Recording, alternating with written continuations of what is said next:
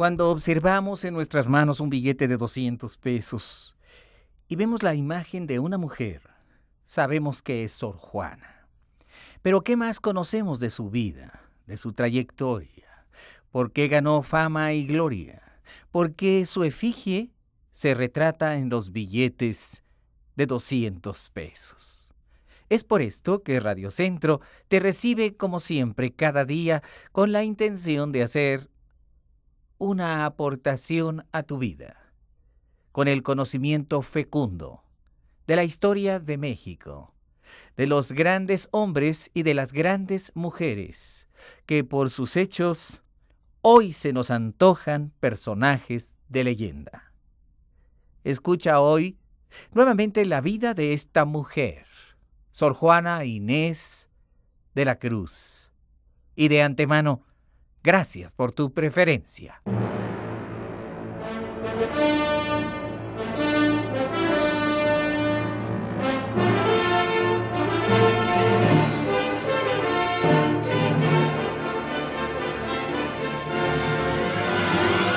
Esto es Encuentros con la Historia.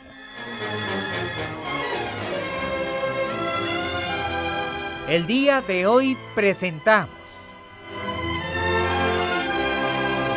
el tercer capítulo de la serie Vida y misterio de la Fénix muy ejemplar. La vida de Sor Juana Inés de la Cruz, Juana de Asbaje, la 10ª musa.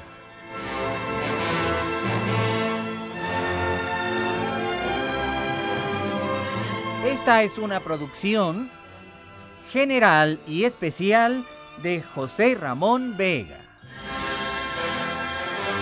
Efectos físicos, efectos especiales y operación técnica Jorge Alonso. También en la operación técnica César Arturo Becerril.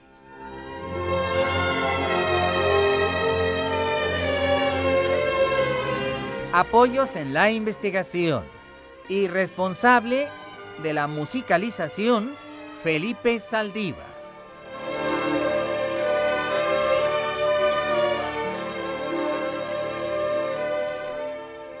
Responsable del apoyo técnico en la selección musical, el licenciado Jaime Almeida. Y todos bajo la dirección de tu amigo el Dr. Pepe Cruz, responsable de la creación y de la redacción del libro histórico.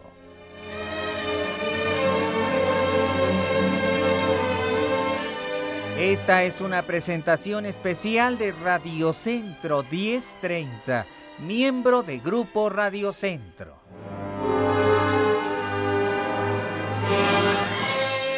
El conocimiento de la historia nos transforma en mejores personas y el conocimiento de la historia mexicana en mejores mexicanos.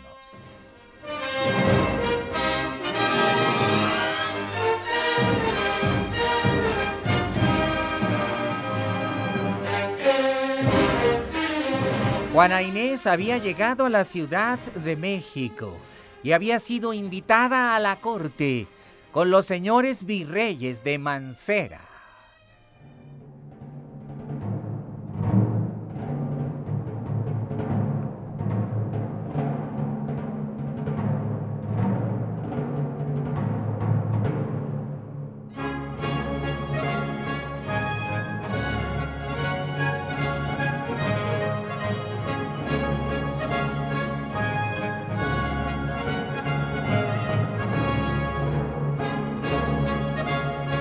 Desde su arribo a la corte, Juana Inés deslumbró a los señores virreyes y a los grandes condes y duques y personajes que en ella pululaban.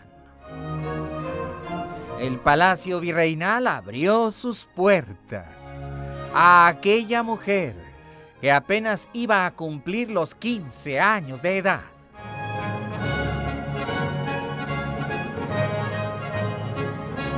A su tierna edad, Sor Juana supo de las intrigas y los chismes que se estilaban en la corte, de los gustos de la reina doña Mariana de Austria, de la blandenguería de su heredero Carlos. Juana Inés se dio el lujo de pasear por las calles de la ciudad en la estufa de la virreina, como se llamaba aquel suntuoso carruaje. Y a bordo de la estufa pudo recorrer las empedradas y bellas calles de la ciudad. Presenció aquellos momentos gloriosos de la construcción de una ciudad deslumbrante y hermosa.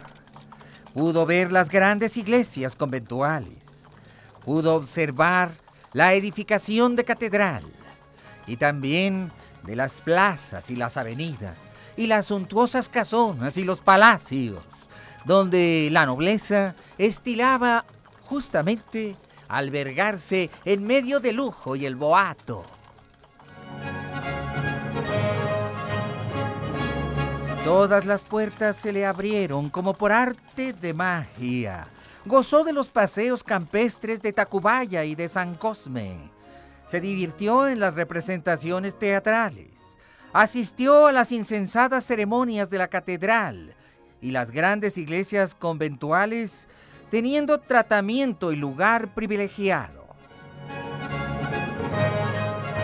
Los años iban pasando vertiginosamente y la fama de culta, inteligente y sabia iba en aumento. Aquella niña perdió sus rasgos de infante y poco a poco se le abultaron los senos, se le afiló el rostro, alcanzó su total estatura. Aquella ya era una mujer, al menos en apariencia. Iba a cumplir los 17 años cuando el virrey de Mancera quiso someter a la que antes era niña a una prueba de fuego. Reuniría a 40 sabios de la universidad y de los mejores colegios como el de San Pedro y San Pablo como sinodales para examinar a Juana Inés y que de una vez por todas quedara probada su sabiduría. Y es que había muchos que dudaban de aquella niña prodigiosa. El virrey era su aliado. Quería demostrarles a todos, sin que quedara duda alguna, que la mente de ella era excepcional. Una tarde llegaba en la estufa de la virreina Juana Inés a la casa de su tía María. Venía llena de alegría. Estaba a punto de recibir a su señora madre, que venía de visita desde Amecameca. La estufa se detuvo en la puerta de la gran casona y ésta se abrió para recibirla. Siempre había lacayos de librea, ya que su tía era una mujer de muy buena posición, que había casado con un hombre de enorme fortuna.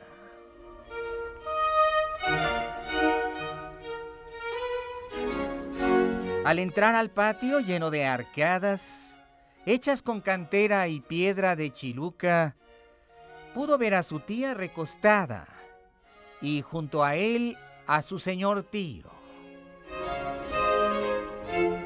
La tía María era una mujer amable.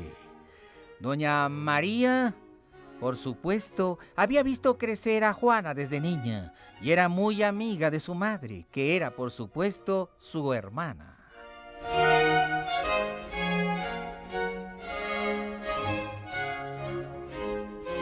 Todos sabían en aquel momento que don Antonio Sebastián de Toledo y doña Leonor Carreto, los virreyes marqueses de Mancera, sentían particular predilección por ella. Los tíos habían obtenido muy buenos dividendos de aquellas distinciones. Se les invitaba a todas las reuniones y a todos los saraos. Quizá por interés o por auténtico amor, aquellos tíos se habían convertido en verdaderos padres.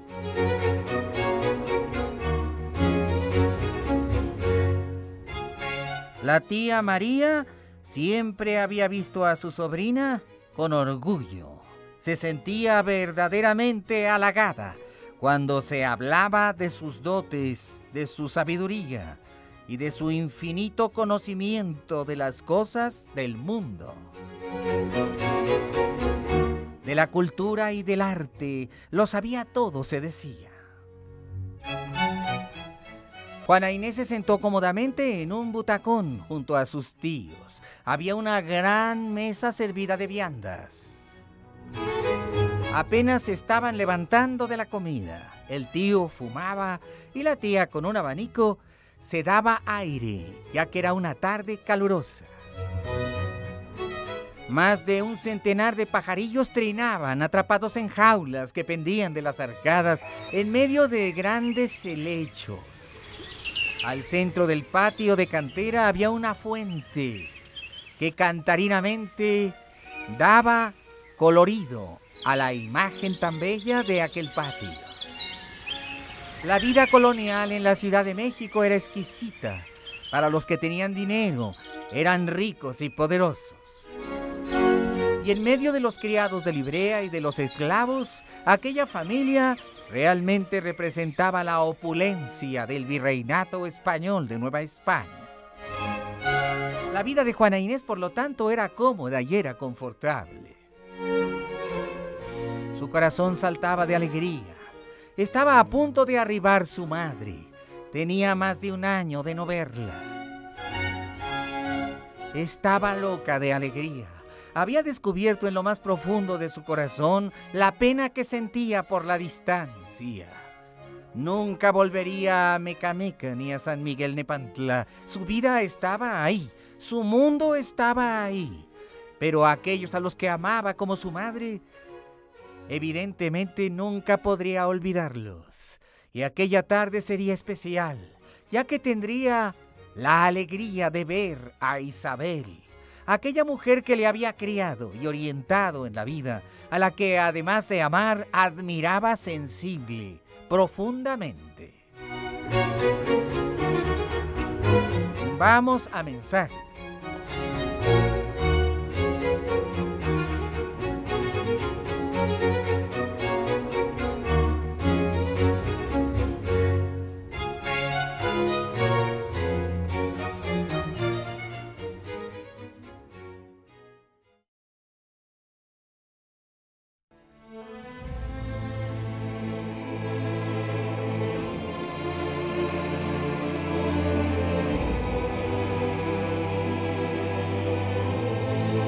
Estaba a punto de ocurrir una de las más grandes hazañas de Sor Juana, la que aún no vestía hábitos. Era simplemente una mujer de 17 años, galana, hermosa, una mujer que no pocos hombres codiciaban ya para el matrimonio.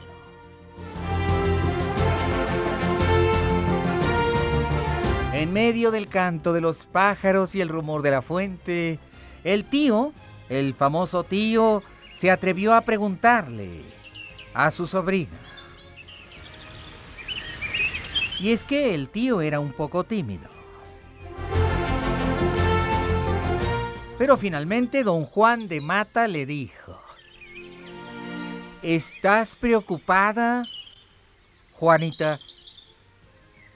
Me dijo por ahí alguien indiscreto que van a ir los más grandes sabios de toda la Nueva España y que fungirán como sinodales y que el virrey quiere que te luzcas en medio de la corte. Preguntarán a diestra y siniestra. Dime, ¿es que no tienes siquiera un poquito de miedo?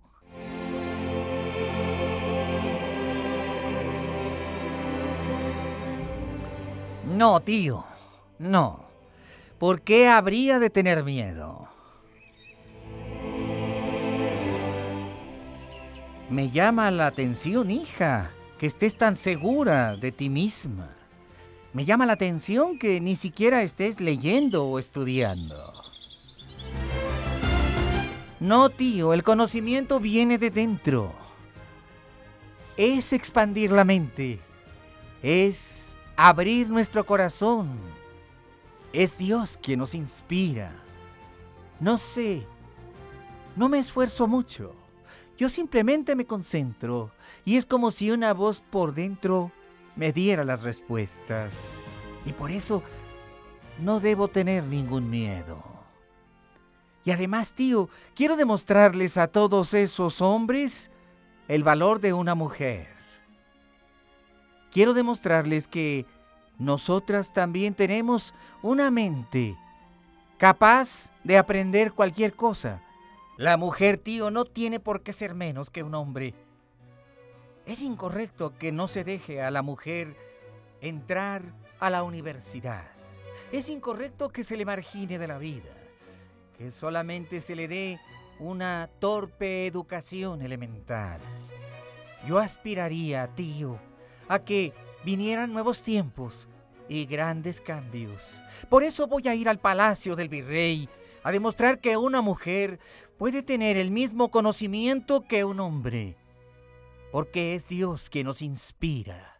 Y segura estoy de que a través de la inspiración de Dios podré contestar todas esas preguntas que me hagan con corrección.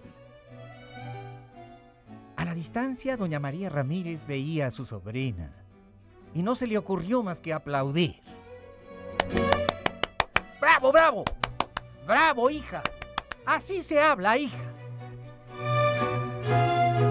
Y después todos rieron. Y el más risueño era el tío. Me gustaría ver la cara de todos. Si ya lo estoy gozando, sobrina mía.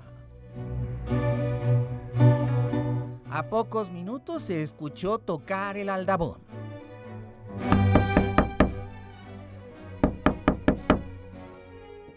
Uno de los lacayos fue a abrir la puerta.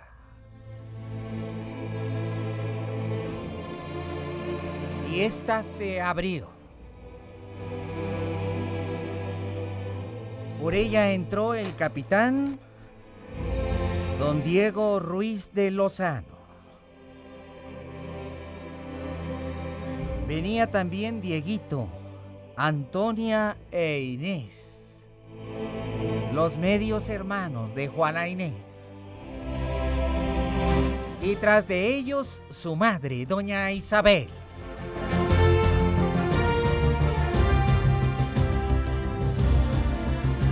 Levantándose precipitadamente, Juana Inés fue en pos de los brazos de su madre.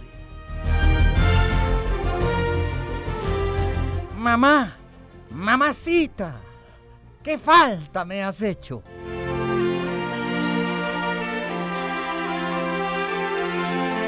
Y las dos mujeres se prodigaron caricias. Y la alegría cundió entre el grupo. Mucho había anhelado a su madre, Juana Inés. Mucha falta le hacía. Y por unos instantes toda aquella distancia y soledad se apartaron.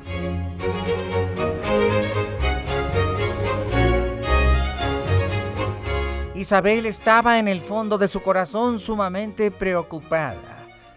Veía a su hija casi convertida en una mujer, ya que a sus 17 años tenía la altura que debía alcanzar casi en su totalidad, y su cuerpo se había acinturado, sus caderas abultadas, sus pechos y sus senos salientes. Estaba ya en edad como de realizar un muy buen matrimonio. Pero ¿querría su hija hacer vida marital o vida de hogar? ¿Estaba su vocación destinada a formar un hogar y ser madre de familia? Esta idea era parte del misterio. algo que intrigaba enormemente a la familia, algo que solamente Juana Inés podía decirle a su madre. Isabel pudo preguntarle por fin a su hija.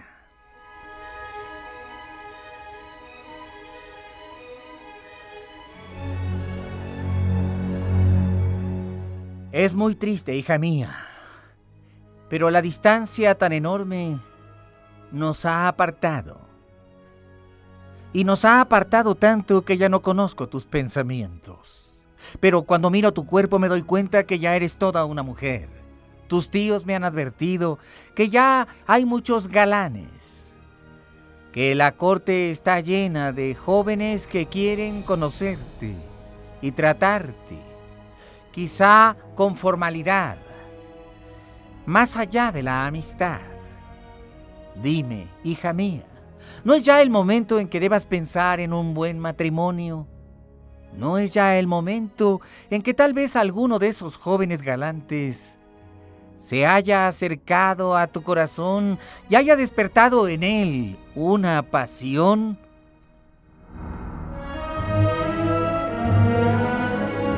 Juana Inés no esperaba aquella pregunta, así que agachó la mirada. ¿Había acaso acertado la madre? ¿Y había ya un corazón palpitante por un hombre en aquella su hija? ¿O era que a los 17 años todavía su corazón permanecía dormido, como si fuera una niña grande, y conservaba todavía su inocencia original? Juana Inés se levantó intempestivamente. Estaba cohibida, turbada. No sabía qué responderle. No entendía por qué su madre le hacía esa pregunta tan comprometedora. Y entonces simplemente, volteando de reojo, le dijo: ¡ay, qué cosas me pregunta usted, madre! Como si en este momento mi mente pudiera pensar en esas tonterías. Me estoy preparando, madre, para el examen de los sinodales. En este momento de mi vida yo no hago más que una cosa: pensar en que he de enfrentarme a los 40 sabios. Pero Isabel insistía y dijo a Juana Inés. Levantándose suavemente se acercó a su hija. Le pidió las manos y en silencio se las tomó, como queriendo obligarla a que le mirara a los ojos. Después le dijo con sabiduría: entre una hija y una madre no debe haber secretos. Tus tíos me han dicho que hay jovencitos que rondan la casa, que no son malos partidos. Uno es conde y el otro caballero. Los dos con fortuna. Y esta es la hora en que a una jovencita se le debe hablar de estos temas. Debe ser inteligente también, no solamente en responder a los sabios, hija mía, sino elegir un buen hombre que te ofrezca matrimonio, que te dé un apellido, y no como tu madre, que tanto ha sufrido por no haber sido exigente, como en el caso de tu padre, que simplemente pasó por nuestra vida y siguió adelante. Por eso, hija mía, me preocupa mucho que hagas un buen matrimonio, que salgas de esta casa de blanco y que vayas al altar a consagrarte a Dios y a una familia. Juana Inés se sintió atrapada y dijo bruscamente a Isabel: no me martirice más, madre mía, que yo no creo que vaya a formar hogar con nadie, ni ahora ni nunca, sino que creo que más bien yo tengo vocación religiosa.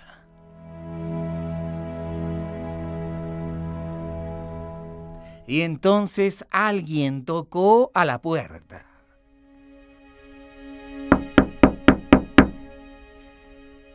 ¡Vamos, mujeres, salgan!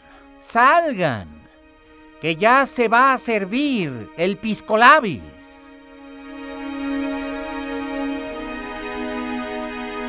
Y así la conversación quedó interrumpida.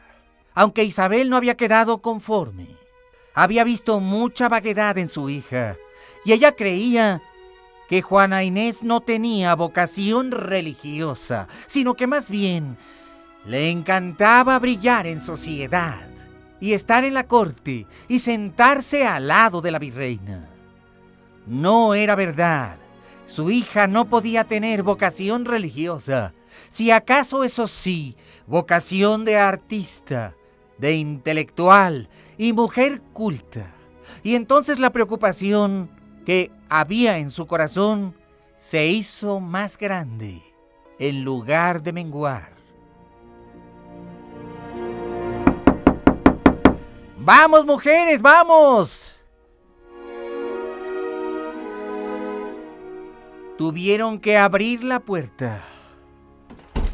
Y aquella conversación quedó así, en el misterio. Vamos a mensajes.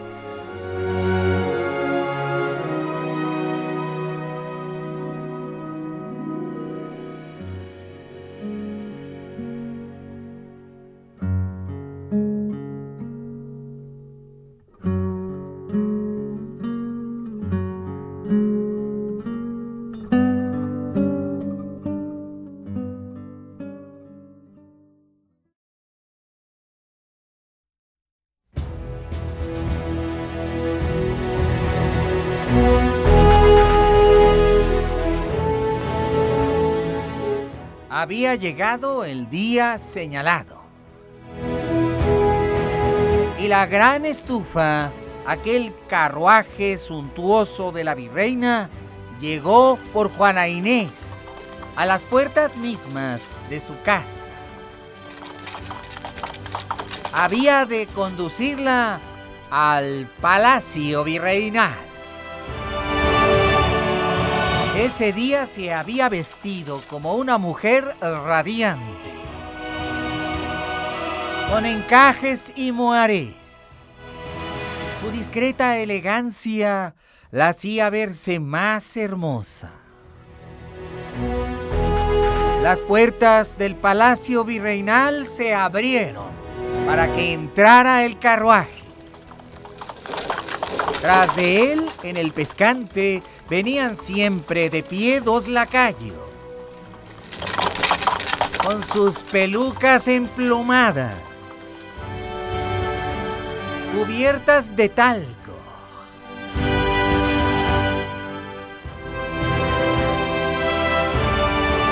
Y sobre ellas los discretos moños.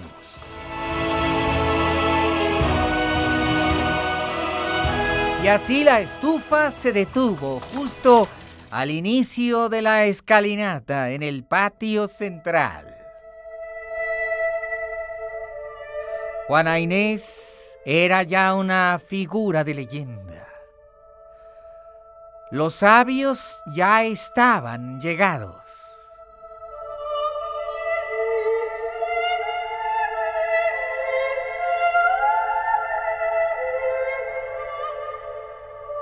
Desde que Juana Inés se había entrevistado con don Antonio Sebastián de Toledo y su esposa, fue tratada sobre todo por el marqués de Mancera con mucha gentileza y cortesía. Aquel día, la deferencia del virrey convenció a Juana Inés de que tendría éxito.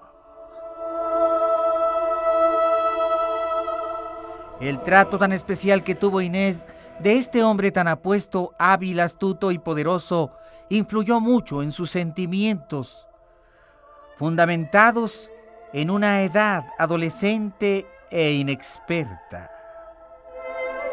Hay muchos que creen que confundió la deferencia del marqués con interés o quizá con pasión. Hay quien cree que Juana Inés estaba enamorada de aquel hombre, enamorada del virrey. Pero en todo caso su amor era un secreto inconfesable. Era el clásico amor platónico, puesto que no había brotado de las palabras de ninguno nada comprometedor.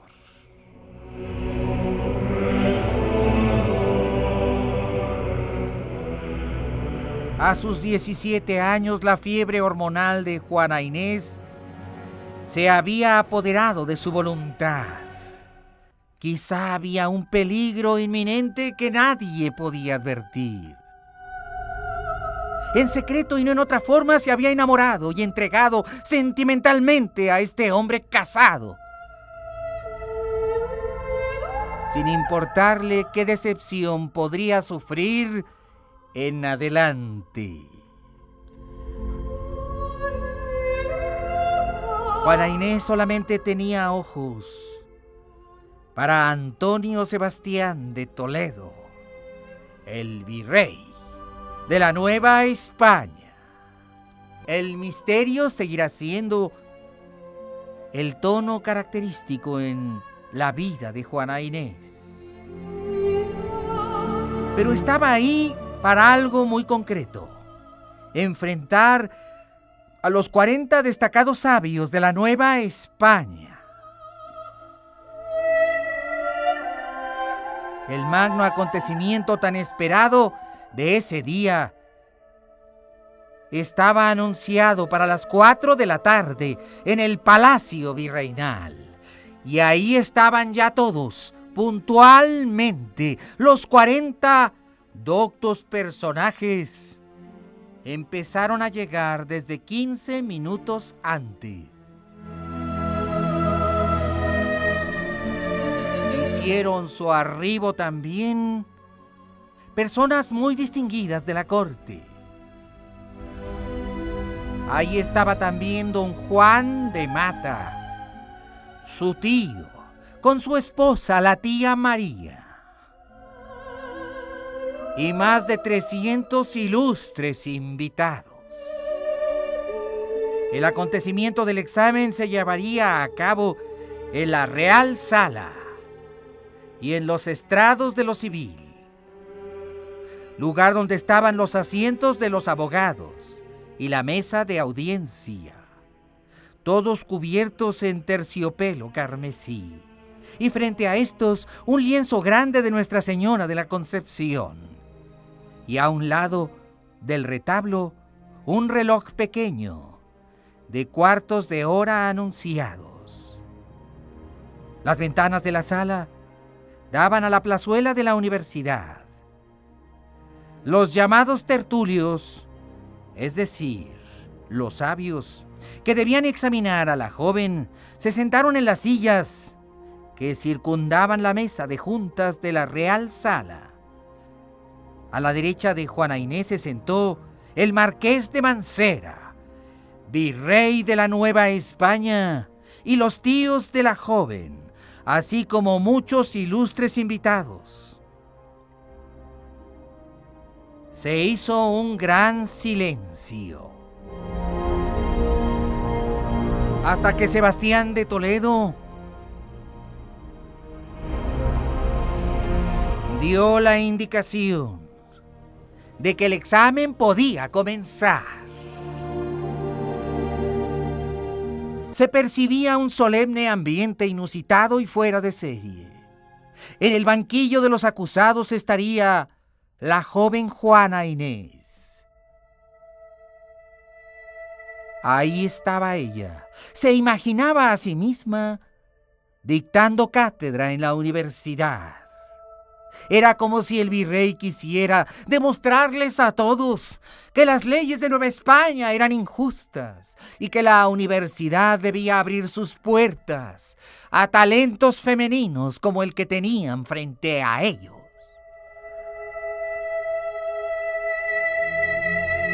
A las 4:15 de la tarde, la joven de Nepantla, de incomparable belleza y simpatía, enfundada en aquel vestido escotado y ampón de color azul pálido, contrastando con su nívea piel, inició el interrogatorio.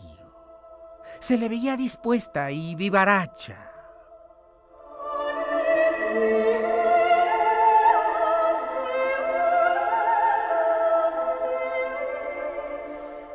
Las primeras preguntas esbozadas a la joven se advirtieron sin ninguna trascendencia, aunque eran preguntas brillantes y bien hechas. Pero era evidente que Juana Inés tenía todos los conocimientos posibles de filosofía.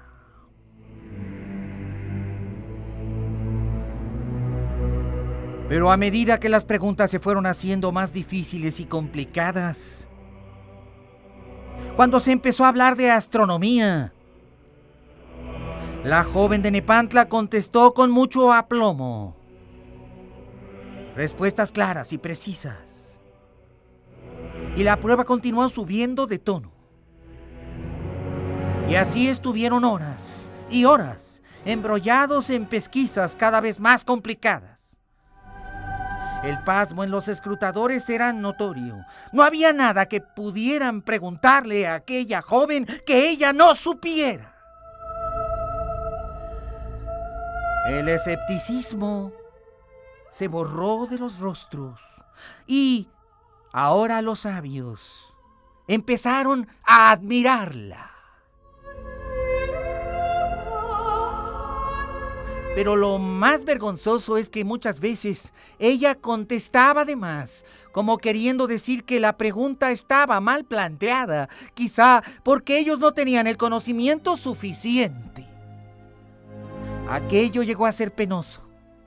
Era como si Dios mismo hablara por la boca de aquella joven.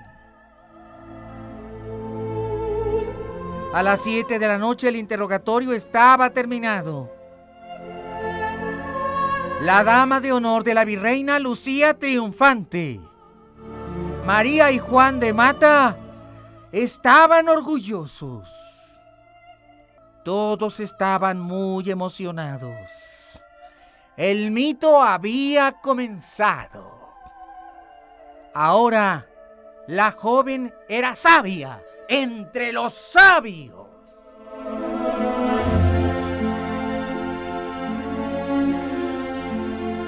Y mientras estos hechos acontecían, la marquesa de Mancera, es decir, la virreina, inquieta, daba vueltas sin descanso por los pasillos del palacio, sin encontrar la calma.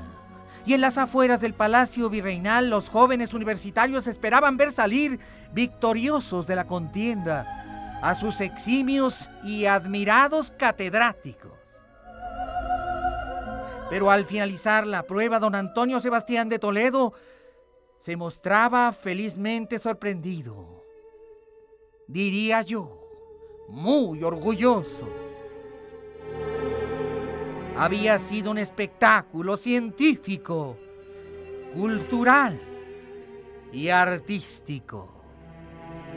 Y en los rostros de los 40 sabios se vislumbraba el fracaso ante aquella adolescente autodidacta que los había vapuleado en la palestra. Y en algunos rostros la derrota se tornó en cólera y rencor.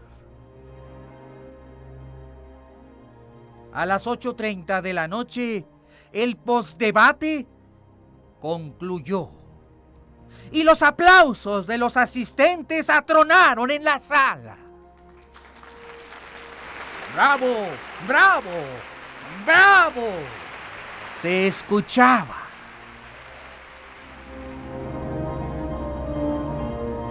La felicidad del virrey fue delirante. Tan delirante que podría decirse que fue sospechosa.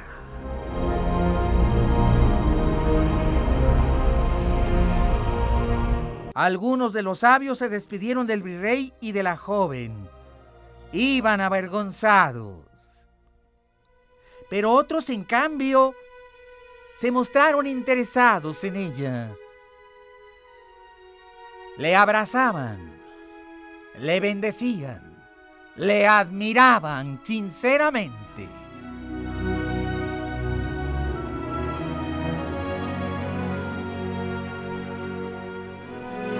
Dos damas de la corte fueron corriendo a ver a la virreina, que no podía haber estado presente.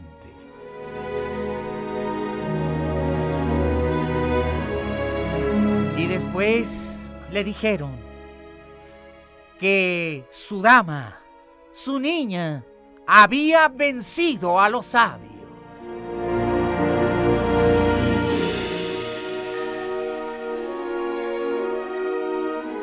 Y entonces la virreina no pudo resistir la tentación de ir al gran salón de la corte. Y al llegar vio a su dama de compañía. Y Leonor María Carreto, marquesa de Mancera, la abrazó y, como si fuera su madre, la ensalzó.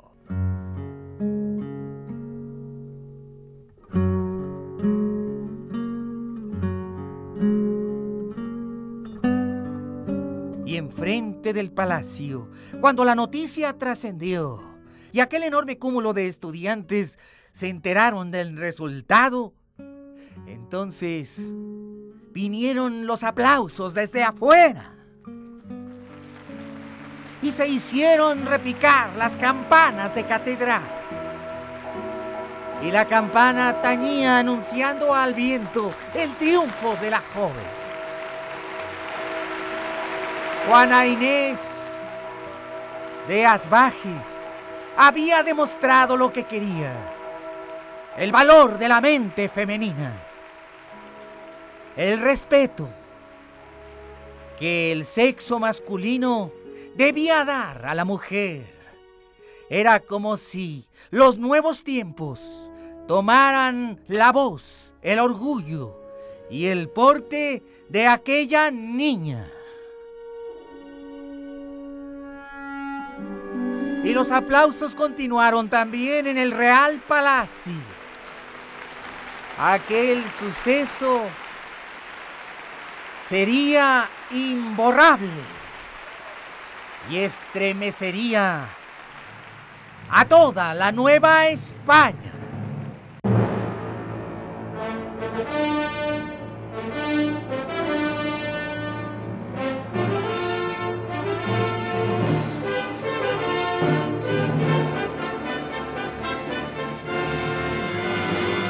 Gracias por haber estado con nosotros en el tercer capítulo de la serie